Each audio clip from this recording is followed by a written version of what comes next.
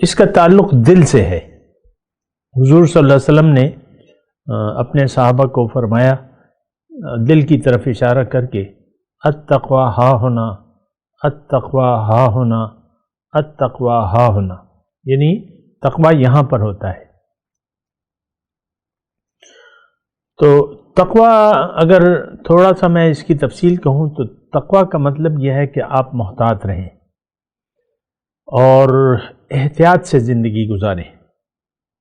دیکھیں، زندگی گزارنے کا معاملہ جو ہے یہ تو براہ راست آپ کے نصب العین سے تعلق رکھتا ہے۔ اعوذ باللہ من الشیطان الرجیم، بسم اللہ الرحمن الرحیم، اللہم صلی علی سیدنا محمد معدن الجود والکرم وآلہ وسلم۔ سامعین و ناظرین اکرام، السلام علیکم ورحمۃ اللہ وبرکاتہ۔ اعوذ باللہ من الشیطان الرجیم، بسم اللہ الرحمن الرحیم۔ آج ہمارا موضوع یہ ہے کہ ہمارے لیے متقی بننا کیوں مشکل ہے۔ دیکھیں، تقوی جو ہے وہ ضروری ہے ان لوگوں کے لیے جو اللہ کے طالب ہوں۔ تقوی کی ضرورت ان لوگوں کو ہے جو آخرت پر جن کا یقین ہو، ان کے لیے تقوی کی ضرورت ہے۔ تقوی کی ضرورت ان لوگوں کے لیے ہے جن کی منزل اللہ ہو۔ تقوی کی ضرورت ان لوگوں کے لیے ہے جنہوں نے دنیا کی زندگی پر آخرت کی زندگی کو ترجیح دے دی ہو، ان کے لیے پھر ضرورت ہے تقوی کی۔ تقوی ان لوگوں کے لیے ضرورت ہے، تقوی کی ان لوگوں کے لیے ضرورت ہے جو اللہ پر ایمان رکھتے ہوں۔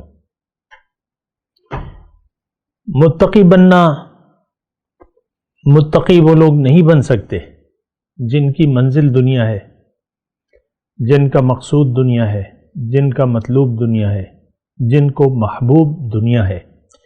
یہ لوگ متقی نہیں بن سکتے، اور جنہوں نے آخرت کی زندگی پر دنیا کی زندگی کو ترجیح دے دی ہے، یہ لوگ بھی متقی نہیں بن سکتے۔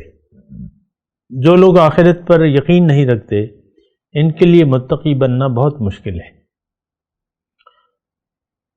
جو دین کی حقیقت سے واقف نہیں ہے، ان کے لیے متقی بننا ناممکن ہے۔ تقوی کیا ہے؟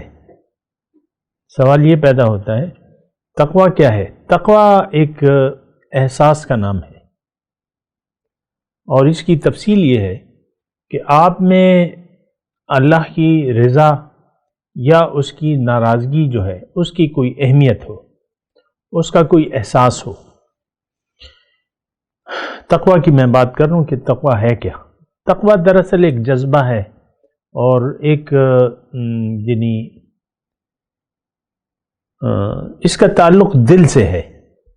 حضور صلی اللہ علیہ وسلم نے اپنے صحابہ کو فرمایا، دل کی طرف اشارہ کر کے، التقوی ہا ہونا، التقوی ہا ہونا، التقوی ہا ہونا، یعنی تقوی یہاں پر ہوتا ہے۔ تو تقوی اگر تھوڑا سا میں اس کی تفصیل کہوں تو تقوی کا مطلب یہ ہے کہ آپ محتاط رہیں اور احتیاط سے زندگی گزاریں۔ دیکھیں، زندگی گزارنے کا معاملہ جو ہے یہ تو براہ راست آپ کے نصب العین سے تعلق رکھتا ہے۔ یعنی اگر آپ کی نظر میں دنیا کی اہمیت ہے اور دنیا کی زندگی کے لیے پھر آپ کے دیکھیں، اگر اہمیت کا مطلب یہ ہے کہ اگر آپ نے ترجیح دے دی اور دنیا کے فائدے کو یا اس کے نقصان کو حقیقت سمجھ لیا، تو پھر ایک تو تقوی کی آپ کو ضرورت بھی نہیں ہے، اور پھر آپ تقوی کی کیفیت حاصل بھی نہیں کر سکتے۔ یہ بات نوٹ کر لیں۔ اب ہم چونکہ دنیا دار ہیں، موضوع میرا یہی ہے کہ ہمارے لیے متقی بننا کیوں مشکل ہے۔ ایک تو یہ ہماری سمجھ میں نہیں آتا، تقوی کے معنی ہم نے محدود کر دیے ہیں۔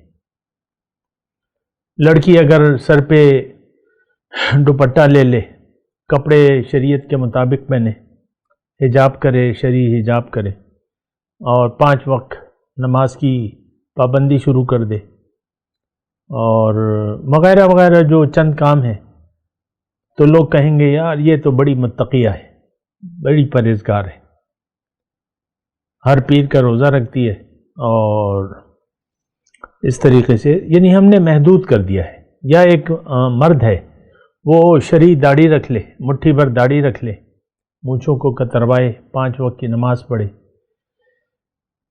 اور زکوٰۃ حج اس کا اہتمام کرے، اور سر پہ رومال ڈال کے چہرے کو چھپا لے اور سر کو جھکا لے، تو ہم کہتے ہیں یار یہ تو بڑا متقی شخص ہے، نہ کسی سے بات کرتا ہے اور کسی کے کام سے کام نہیں ہے، بڑا بس اپنے کام سے کام ہے، بڑا متقی شخص ہے۔ تو بہرحال ہمارے ذہن میں جو تقوی کی